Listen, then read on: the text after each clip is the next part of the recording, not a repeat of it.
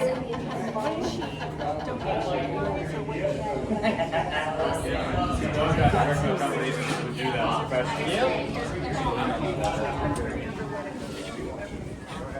would like to introduce you to the one, the only, Christy Zito.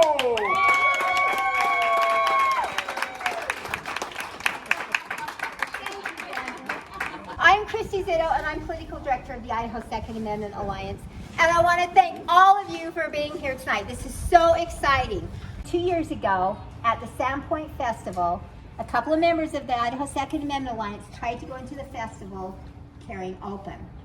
Well, the problem is that according to Idaho code, you can't be restricted from carrying open or concealed in places like fairgrounds, like city parks, stuff like that. So when these people went to go into the park, there was a concert, I believe it was, they were told they couldn't carry their guns in there, and they were turned back. Well, the excuse is that the city had leased the property to a third party, and the third party had the right to say no. The Idaho Second Amendment Alliance took it all the way to the Supreme Court in the state of Idaho, and we got a really, what we consider, a bad decision. So next year during the legislative session, we are working on legislation to make it so that, okay, fine, restrict our constitutional right, but if something happens in that venue and anyone is hurt, there will be fully the right to go after and sue the organization that made it so that you couldn't defend and protect yourself on public property. We have fairly decent stand your ground, but there are some loopholes in it. And as we saw with the Kyle Rittenhouse thing, Kyle was not out of line at all. He had that gun fully legal. There was video all over the place that kid defended himself. I mean, you know, he was getting beaten in the head with a skateboard, which at that point was a deadly weapon. But still they went after him because you can't have people defend yourself, in theory. We think it's okay, but there are those that don't.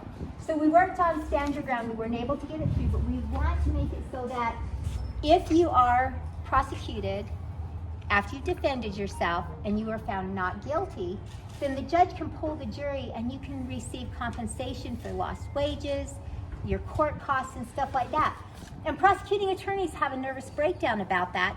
But the thing of it is if your case is that strong and you have that much faith in it and it's beyond a questionable, reasonable doubt that you were not defending yourself, there shouldn't be an issue with it. And all this is going to do is ensure that us as citizens, if we're ever in that position to defend ourselves, that we feel like we can, because you don't have 10 seconds to stand there and think, okay, can I pull the trigger? I mean, this guy's going to shoot me or he's going to beat me in the head with a skateboard or what's going to happen. You don't have time to think about it because the average interaction with a criminal is less than 6 seconds. And the decisions are made that fast. The Second Amendment Alliance is the only, I said this before, the only organization in the state capitol that will not compromise when it comes to ensuring your right to keep and bear arms is fully protected. Has nothing to do with hunting, nothing to do with fishing. It has to do with defending yourself and defending yourself from a government that goes tyrannical. That's why it was written. That's why it was important to the founders, and that's why it's important to us today. And that's why we do what we do to make sure that you can do what you have to do when the time comes. How did we get to a point where we can't feel comfortable using our firearm or whatever self-defense weapon we have to use when the time comes? Well, it's little by little by little. Because as conservatives, we think that we need to compromise. We can't say anything to hurt somebody's feelings.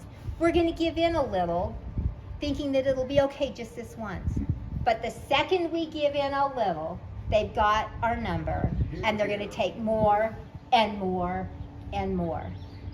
And we need to take a stand. When it comes to the Second Amendment, we mean business. You know, we're not just here to wave a flag and collect your money and say, you know, look at what we've done. We're going to compromise so that we stay in business. We're not going to do that. We are there to make sure that those rights are protected and defended and enhanced. We're going to see a big push for red flag laws now because the federal government last year doled out $781 million to the states to enhance their red flag laws. And I knew at one time how much Idaho got, but I can't remember now how much they got. 1.6 million. Thank you. Red Flag said that if we suspect that you're going to commit a crime, then we're going to come and take your guns to keep you and everybody else safe. You do not deserve to lose your rights, to lose your firearms, to lose your private property that you paid for with your money, that you paid your taxes on, just because somebody thinks you're going to do something wrong. So we plan to be at the Capitol, and we are going to monitor, and we are going to watch, and we are going to make sure that when those bills come through that are trying to slip that under the door, silent, well, it's for the children, or it's for those that are abused, or all the millions of excuses that they use, we're going to do everything in our power to make sure that that doesn't happen. The ability to keep and bear arms, the ability to carry, the ability to own the firearm of your choice is what protects and defends all of the other rights that we have. It has never been more important in the history of this country, except for maybe that very first battle, for us to be able to defend what's ours. And I mean to make sure that you have the ability to defend what's yours anytime, any place, under any circumstances, with whatever it is you choose to defend it with.